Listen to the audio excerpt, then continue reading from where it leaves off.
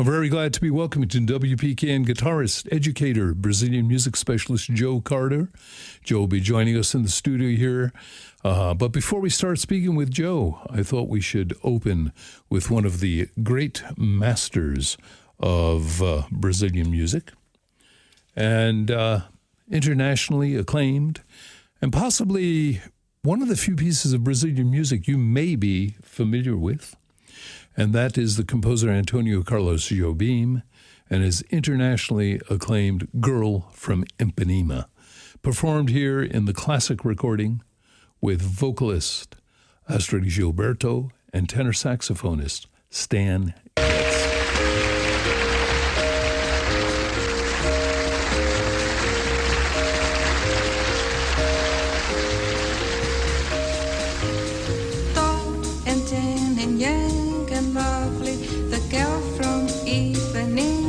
Walking, and when she passes, each one she passes goes.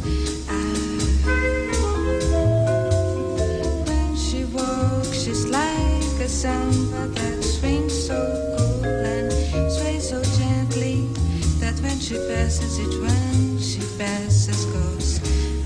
If you're watching the video stream, you can see a big smile on Joe's face and Mai's face as we listen to this music. Brings back profound memories, doesn't it, Joe?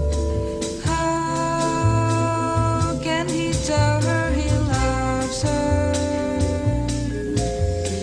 Yes, he would give his heart gladly. But each day when she walks to the sea, she looks straight ahead, not at him. Tall and tan and young and lovely, Ipanema goes walking, and when she passes, he smiles, but she doesn't see.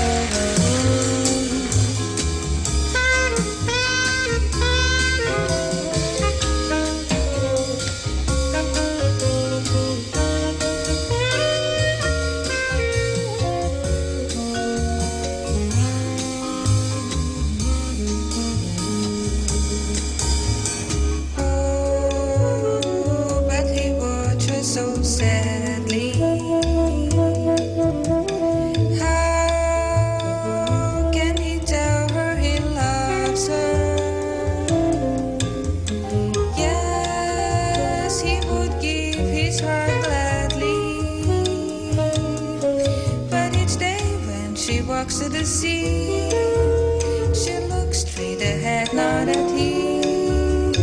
Tall and tan and young and lovely, the girl from Ipanema goes walking, and when she passes, he smiles, but she doesn't see.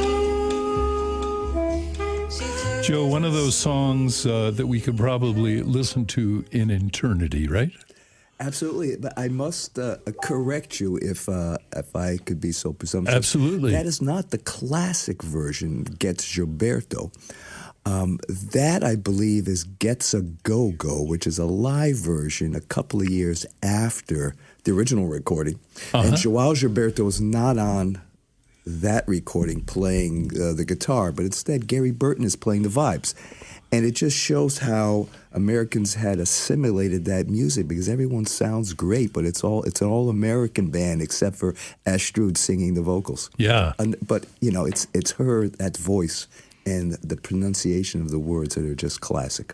Well, Joe, firstly, welcome to WPKN. Thank you for coming out here today. Thanks for inviting me, Joe. Yeah, it's really a pleasure. All these years, you've been such a major contributor to the music scene in the area as a performer and presenter of concerts at Sacred Heart University, but also as an educator.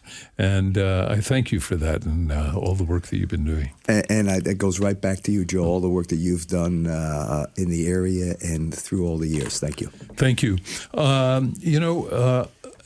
was in Ipanema once, which is the beachside area of Rio de Janeiro. And one of the things, two things that I remember, two of the most impressive things that I remember is that no matter what size you were, you didn't have to be like a size small. You could be a size extra, extra large.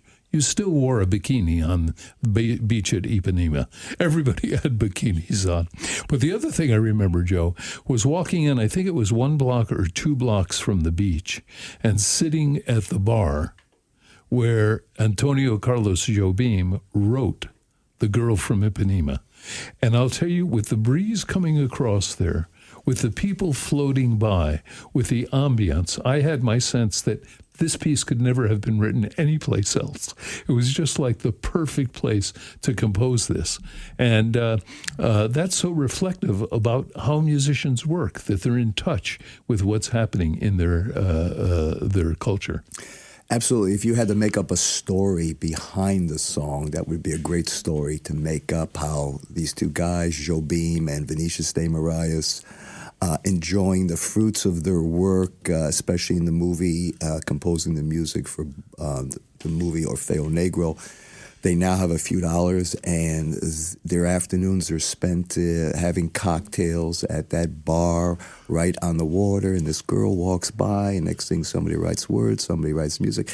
It's a great story, and it's true. That's the beautiful part of it. Is it really true? Yeah, it's true. Or was I fantasizing it? No, it's true. And when was the last time you were in Brazil? It's been a few years. Yeah, me too. Life has sort of gotten away from me a little bit, so I'm not traveling as much as I used to, but it's still in my back of my mind to go back again. Yeah, well, you know what, Joe, why don't we organize a WPKN music tour of Brazil? We'll get like 8 or 10 people, and you could be the sort of the chairman of the board. We'll go down there. I'm in.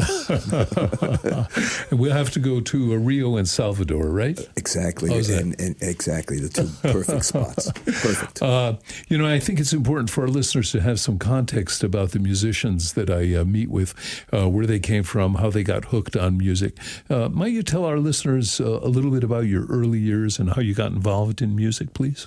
I was on an interview once with a good friend of mine, a harmonica player in Brazil, Mauricio Einhorn, and the person was interviewing him. I was just sitting there. And they said, tell us about your... And he says, well, I was born, and he started right from the beginning. And 40 minutes later, the interviewer said, I just wanted to know, recent stuff. So I won't go back to the beginning. Well, Joe, I won't be quite as hospitable as the interviewer was in Brazil, because in 30 minutes, I cut you off. Gotcha. So I grew up in this area. I went to the University of Bridgeport for music. I was influenced by my older brother who played guitar, and since he was my older brother, I wanted to do everything he did, and I started taking guitar lessons at an early age. The Beatles hit, and that sealed the deal, and here I am, X amount of years later, still being involved with music. It's the most important part of my life, I think. Yeah. But you also studied with some pretty notable people, jazz musicians such as Sal Salvador, John Scofield, Lee Konitz. Could you tell us a little bit about those years? Those were years that I realized that if I wanted to get better, I needed to go to certain people to get better. Yeah. And Sal Salvador was teaching at the University of Bridgeport. That led me there to get my undergraduate degree, and then after finishing that, I wanted to move on and continue on. I went to NYU for my master's, and I came in contact with Lee Konitz and others. But that idea of learning never really ceased. When I went to Brazil, I sought out people to ask them about the music once I got involved with the Brazilian music. People like Baden Powell and Luis Bonfá and Luis Essa and others. These were the masters. And at that point, I realized that learning from the masters was important for me. Yeah. But, Joe, you said something that I think is so important for people to realize. You said something, the learning never ceased. And all of the great musicians, I think, that we are familiar with, that we listen to, that we admire, that has always been their path. So, for instance, someone like John Coltrane, who didn't need to be practicing 6 or 8 hours a day, was doing that right up to his demise. And today we have a lot of people who think that because they can play certain kinds of licks or certain songs, that's they've reached it. And one of the things we know in music is that there's always a better. A way of playing more and so forth and so on. What would you like to play for our listeners? I'm going to start off with a song entitled Canto de Osonia. And the reason I like to start with this song is because it's one of the Afro sambas. In 1966, the guitarist Baden Powell and the poet Vinicius de Moraes came up with the idea of taking rhythms from African religious music, certain rhythms that were involved with the orishas or the gods. And they combined them with samba. And they came up with a series, I think 10 songs. And I like them, but more importantly, or just as importantly, is they have this connotation to them. Osonia was the god of potions. So if you wanted to cast a potion on someone, whether it was a love potion or something to help you in a battle, you played a certain rhythm to Osonia, and that's what they based this song on. I see. Wow. Okay, while you sit up with your guitar, Joe, I'm going to just get some mics up here so that we get some good sound on you. And we are listening to Joe Carter performing live here in the studio at WPKN. If you would like to see this performance, which is taking place in a moment, all you need to go is the WPKN YouTube page. When you get to the YouTube page, request WPKN, and you'll see a beautiful, nice logo of WPKN. If you click that on, and then you'll see across the top, there's various categories, but one of the categories is Live, L-I-V-E. And if you click Live, and if everything's working correctly, you should be watching Joe Carter as he performs here in the studio at WPKN.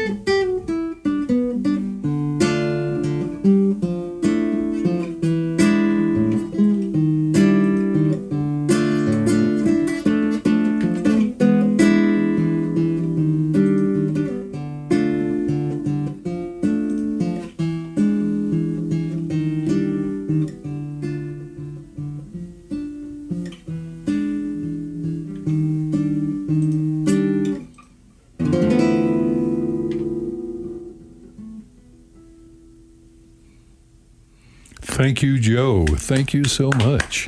Yeah. Joe, we can't hear it, but all of our listeners out there, our millions of listeners, are all applauding. Beautiful. Thank you. Joe, once again, who is the composer on that? The guitarist Baden Powell wrote the music, and the lyrics are by the poet who later becomes a lyricist and writes lyrics to songs like The Girl from Ipanema with Joe Beam, and writes the screenplay for Orfeo Negro, and writes the lyrics to a lot of classic bossa nova songs. His name was Vinicius de Moraes. You know, Joe, Brazil is the largest country in South America, and it's also the 5th largest country in the world. And there must be many different styles of music there with a country that's so large. What are some of the different types of music in Brazil? So the most well-known style in Brazil, I believe, is samba. Yeah. Now, samba is basically a dance form, isn't it? It's a combination dance and music. Music. It was started by the slaves in Bahia when they were allowed times to celebrate their heritage, which was, those times weren't very frequent. But when they were, they would do a circle dance called Samba de Roda, and they would use their hands for percussion, they would sing, and people would dance. So samba is a very important style in Brazil. Bossa Nova was that international phenomenon that happened in the 60s. Now, Joe, before you go on to the Bossa Nova, I remember once being in Rio, and it was a Saturday afternoon, and everybody wanted to go out and eat a big pot of that Brazilian beans. What is that called? Feijoada. Feijoada, right? And then you take a nap right. afterwards. Now, when you're planning on going to Brazil Saturday afternoon, you have the feijoada. Unbelievable, fantastic. But then you've got to take a nap after that. And you're taking a nap for a good reason, because of the feijoada, but also because you're going samba dancing that night, and probably at about 10 o'clock, right? Exactly. And it was just such a great cultural experience to see the quality of dancing that was taking place. And this was not at a fancy, expensive club. This was just at a local joint, and people were having such a brilliant time together. Yeah, that's the great thing, in my opinion, is music will bring people together. And in Rio, you have things like the Carnival Parade, where it's a different type of samba, and you have people from all walks of life. The lawyer is standing next to the person who sweeps the streets. Yeah. And all different sized people, all different, it's everything. It's a mix. Yeah. So in addition to samba, you were beginning to talk about bossa nova. Bossa nova, this style that was created by Antonio Carlos Jobim and the vocalist João Gilberto. And it became just a phenomenon on the same level as Beatlemania at the same time. But there's also some older styles like And what was your first experience with bossa nova? Do you remember? You know, I think that I probably heard The Girl from Ipanema on the radio. And just I mean, I was a little kid, but it was everywhere. I tell my students that the year that bossa nova started in the United States, there was 2 things. You either bought a hula hoop or you bought this recording, Go From Ipanema. Those were the 2 big things. And I probably had both, as most kids did at that time. I remember my first experience, and it was just so surprising and so shocking to me. Who is the great jazz flutist? I remember being down at the Village Gate and hearing Herbie Mann. Herbie Mann, right. I remember hearing Herbie Mann playing, and it was like, what was this music? Because Herbie was primarily a straight-ahead jazz player. Yeah. And then all of a sudden, these incredibly infectious rhythms, and it was much more laid back than most of the jazz stuff, you know. It was, even the little cut we just heard with Stan Getz at the beginning of the show. Stan Getz could be a very forceful, aggressive player, right? But he was just so laid back. It was so spacey. It was so beautiful. Yeah, part of the appeal of that music was that it reached the jazz fan, but it also reached the non-jazz fan, Yeah. and that's what made it this phenomenous worldwide hit. And you liked jazz, you liked pop music, you liked rock music, you liked classical music, and you liked bossa nova. Right. Yeah. It's a term we don't hear very much these days. Yeah. But I encourage our listeners to go back, do a little bit of research, do a little bit of listening, because you will be very, very pleasantly surprised. So there's the samba tradition in Brazil, and there's the bossa nova, which was a recent development in the 60s. Yeah. The late 50s in Brazil, early 60s in the United States. Yeah. And then there were many, many American musicians who performed bossa nova, and really quite well. We call them the North American invasion. Once jazz musicians realized that they could add some of this music into the repertoire, like Stan Getz, like Herbie Mann, like Cannibal Adderley, like Paul Winter, and the list goes on and on, it becomes part of the jazz repertoire. Yeah. And what was another style of music? Choro music, developed in the late 1800s. It's had some revivals through the years. It's actually popular again. It's a very lively music that combines some dance rhythms from Europe with Brazilian rhythms. Uh-huh. You know, Joe, I've been very fortunate to travel to many, many countries in the world, and I have never, ever seen the kind of relationship that the local populace has with music as they do in Brazil. Yeah. It just seems to be everywhere. You go to a little cafe and there's a guy sitting in the corner playing the guitar, and people seem to really, it seems to be an essential part of their lives. And people are very well learned about the music. It's not just the immediate pop music, but people know about samba. They know about Carmen Miranda. They know about Pichinguinha playing choro music in the early 1900s. You know, they know the history of the music and where it comes from or where it came from. Yeah. Would you like to play another piece? I'd love to. Okay. We'd love to hear you. What do you think, Quincy? Absolutely. All right. Quincy's says yes. here. Okay. You said this is time. So this is a song from by a piano player named João Donato, who was very important. It still is. He's out there playing still. He brought a new flavor, I suppose, for lack of a better word, into Brazilian music. He brings in some Cuban rhythms, or he did, and still does. So this is his song Sambalero, and he talked about it being a combination of samba and bolero, but it really isn't. He just liked putting those two words together.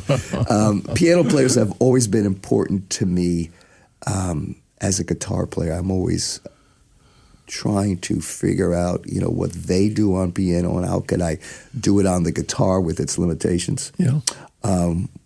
When I was involved mainly with jazz, it was the piano players that I looked to for inspiration and knowledge. People like Tommy Flanagan. I remember seeing him so many times at Bradley's in New York. Yeah. And Thelonious Monk. And I also had the privilege to see the great Bill Evans twice at the Village Vanguard. I had my paper and pencil, and I wrote down the songs and how he did them. Starts out slow, goes to this, and those were just learning experiences for me. And João Donato was another one, and I was able to seek him out when I was in Brazil and chat with him and get some information from him too that I'm still absorbing. So well, let's give it a listen. let's do it. This is Joe Carter. Once again, if you're just tuning in, we are live here at WPKN. This is a live video stream. You can see Joe performing here by going to YouTube. Once you get to YouTube, click on WPKN. When the WPKN image pops up, the logo pops up, click on that. And then there will be a place where you can go live, Live. And that's where we are, right here at WPCAN with Joe Carter.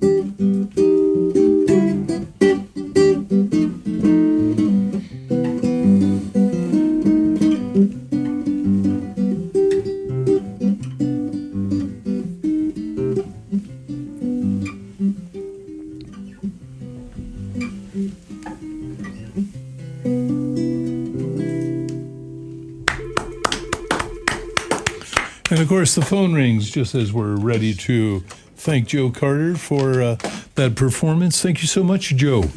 And, Joe Carter performs a lot locally. And some of the best times I've had is going out with my wife and getting a couple of cocktails. You can get the full schedule of Joe Carter at joecartermusic.com. You can find out about his recordings, his upcoming dates. On April 30th, Sunday, from 11:30 to 2, he's going to be at the Lobster Shack in East Haven. May 5th, Friday, May 5th, the Art Society of Kingston, New York, in a quintet with Mia Shelton. And then May 6th, he's got a gig coming up with the Samba Rio Trio. May 13th, a duo coming up. So there's a lot of great opportunities to hear him live. And, I've heard Joe on recordings many times, but nothing is as beautiful as hearing a live performance. The acoustic guitar sounding just so fantastic. Thanks, Joe. Joe, I want to thank you so much for being here today. Thanks for having me.